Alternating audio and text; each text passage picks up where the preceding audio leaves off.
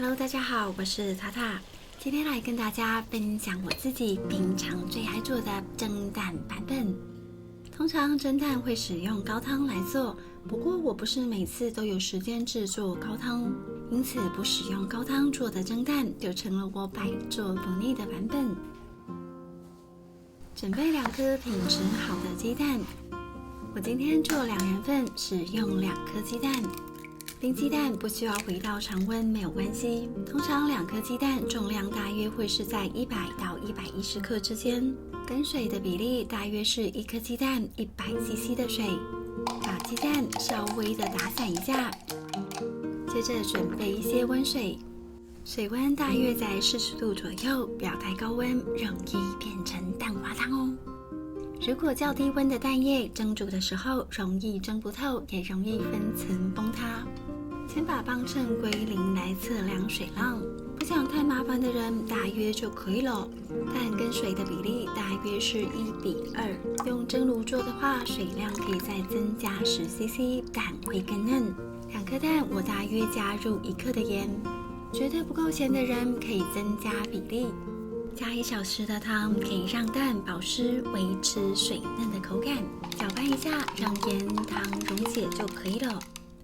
接着呢，用一个过滤网来过滤蛋液，有过滤的蛋液口感会更加的滑顺。你可以过滤2遍，会更细致一点。这边呢，可以清楚的看到过滤掉的蛋精跟杂质。再来就是容器的选用，你可以找像这样有盖子的烤盅，避免蒸煮的过程中水蒸气滴落到蒸蛋上，或者是找这样比较厚的瓷碗也可以。厚的瓷碗导热比较慢，可以避免蒸蛋周围太快熟。没有盖子的话，像这样盖一个盘子来蒸也是可以的。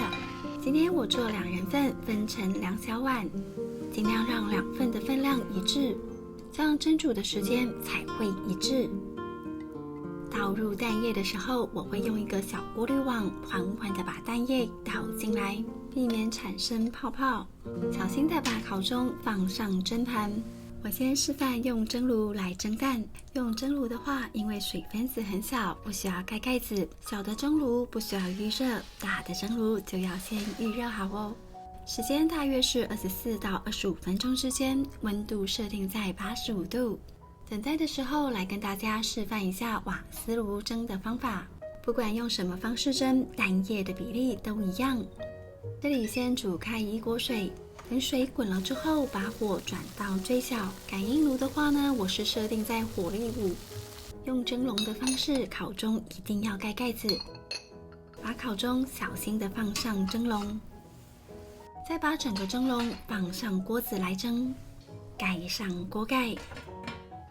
我会建议锅盖旁放一根棍子，可以让锅内的温度不要那么高，也可以减少水蒸气的滴落。如果你要用电锅蒸的话，也要在锅盖旁放一根棍子透透气哦。现在大概蒸15分钟了，来看一下有没有蒸熟。打开盖子检查一下。你可以用一个小汤匙放在蒸蛋上确认熟度。目前蛋液还很软，表示没有熟，赶紧盖上盖子，继续再蒸。来看一下蒸炉的蒸蛋，同样拿一个小汤匙确认一下熟度。如果汤匙不会沉下去，那就表示蒸蛋已经熟喽。像这样超级简单的蒸蛋就完成啦！看看这水嫩水嫩的蒸蛋，呆呆呆的。这个蒸蛋不仅热热的好吃，冷了也很好吃。好咯，我已经等不及要开动了。蒸蛋的表面看起来非常光滑，零毛孔的样子，哈哈，看起来好嫩，跟布丁一样。蒸蛋里面也没有渗水，油水分离的状态，超级水嫩的蒸蛋。哎呀，蒸蛋实在太嫩了，断掉了，不行了，不能再玩了。来尝看看味道。入口即化，软绵绵的口感，不需要咀嚼，在嘴里慢慢的化开。这个用水就能做的蒸蛋，虽然少了高汤的鲜甜，但是单纯蒸蛋的口感百吃不腻，是我早餐的时候非常喜欢吃的口味。虽然很普通，但是很好吃，吃到最后一口都忍不住想舔干净。接着再来看一下瓦斯炉蒸蛋熟了没有。小心打开盖子，避免水蒸气滴落。